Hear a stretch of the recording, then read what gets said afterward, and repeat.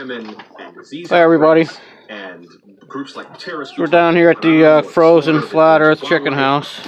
It's pretty down deep. And I want to touch base on a few topics, mostly the weather. It's rough on these guys. We've been down 10, 15 below every morning. You know, highs in like 1, 5.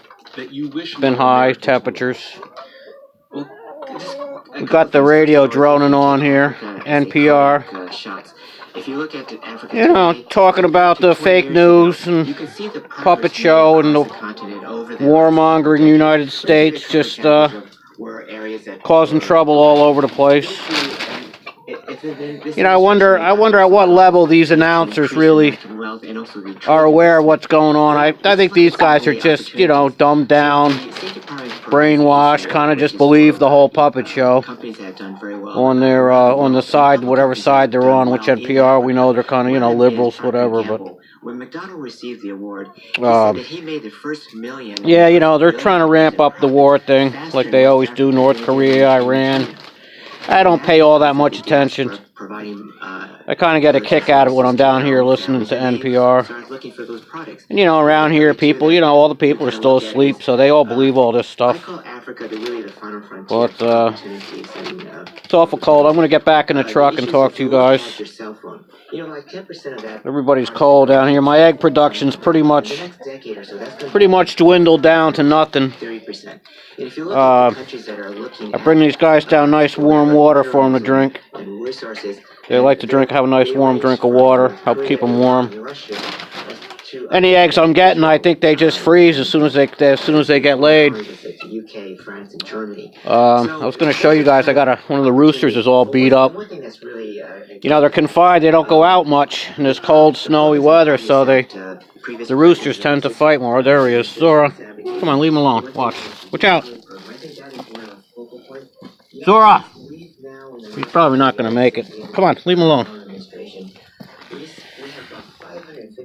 You can see he got all beat up. They grab each other by the necks and rip and tear sometimes. Yeah, he's not doing good, Zora. But that's, you know, it's free range, and I probably have 1 or 2 too many roosters for being locked up in the winter. You know, in the summer they get out of each other's way, and they each have their own little harem that they go around with. What are you doing sitting in the snow? I don't give you fluoridated water. I don't know why you're so dumb. Come on, Zora.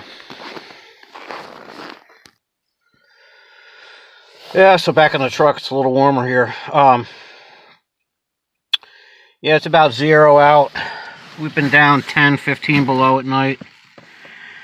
I guess we may get some highs of close to 20 the next couple days, and then back to the deep freeze over the weekend. They're talking 20, 25 below Saturday, which I haven't seen 20 below in quite a while. Last year we had 15 below for like one night. But, you know, like 25 years ago, we had a couple rough winters, 30 years ago, where I actually saw 30 below a couple times on the thermometer, actual temperature, not wind chill. I sure hope we don't have to deal with 30 below. But my thoughts are, you know, I don't know how much control they had back in the late 80s, early 90s when we had those couple of rough winters. Whether they were steering the weather. I'm pretty sure they've got a lot more control over the weather now, and they're steering the weather and creating the weather and manipulating it. So I have really little doubt that they're behind this brutal winter that everybody's having, and they're going to keep it up while they burn down California with their directed energy weapons. And they're just going to make life really hard for everybody. Winter's tough. Even up here, when people are used to winter, when it starts getting down 20 below, 10 below all the time for extended periods of time. You know, I had a pipe frozen burst and had to replace that, and I got to keep the water running 24 hours a day, otherwise all the pipes freeze. I know some of my subscribers, Brother Joshua, I saw you had frozen pipes, and, you know, my egg production's down.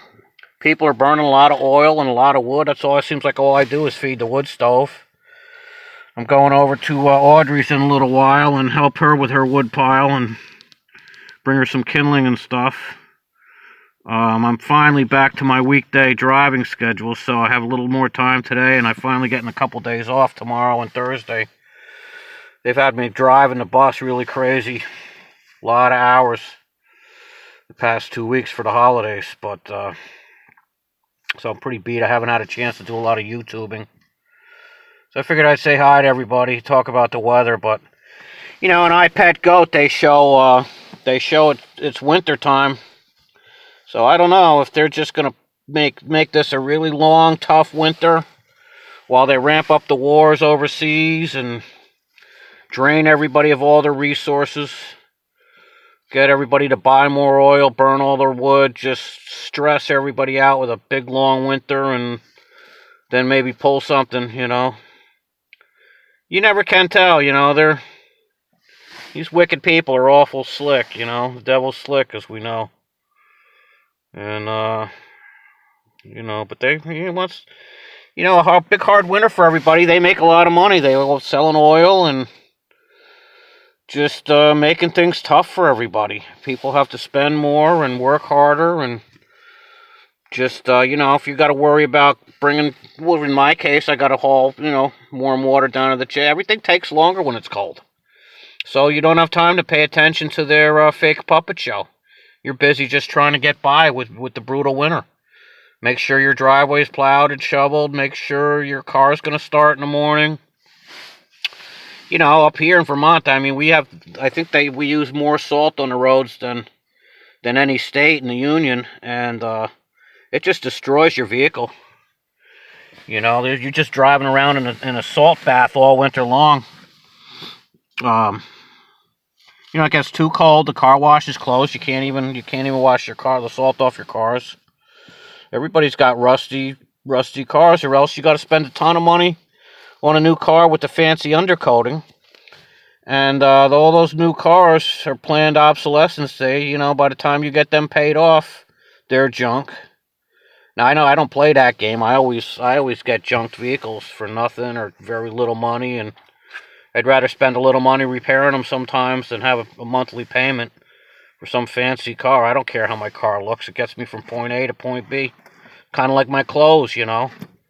People are so infatuated with image and materialism. You know, your car's got to be all shiny, and your clothes have to be up to fashion, and you know, if you're a guy, you got to have tattoos. Well, if you're a guy or a girl, you got to have tattoos. And if you're a woman, you got to keep up with your makeup and fingernails and hair extensions. And with the guys, it's tattoos and piercings. And, you know, you got to have just the right goatee and, you know, the right pants hanging down. You know, all this fashion and makeup stuff and just fashion in general is so of the devil. And people are all caught up with it. They have to spend their money on it. The kids get caught right up on it, right from the time they start going to school. They have to dress a certain way. They have to have a certain look, a certain brand of clothes or shoes or sneakers. You know, whether it's in the city with the basketball shoes, out here in the country, they all got to have the right redneck looking stuff to be, you know, whatever side they want to be on, whatever fashion statement they got to make.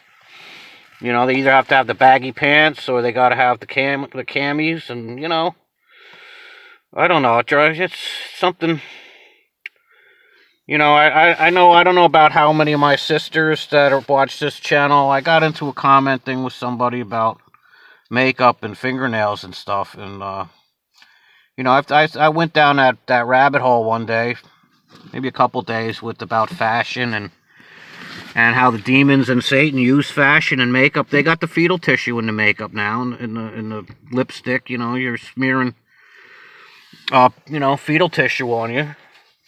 If you're a woman and you use makeup, if you're any of my sisters that are watching this and you use makeup or lipstick or anything, I would seriously go down that rabbit hole about the fetal tissue. And also, they say the demons cast spells. You know, just like they cast spells over the secular music, over the music everybody listens to, gets spells cast over them. They say in the makeup factories, the spells get cast over the makeup too.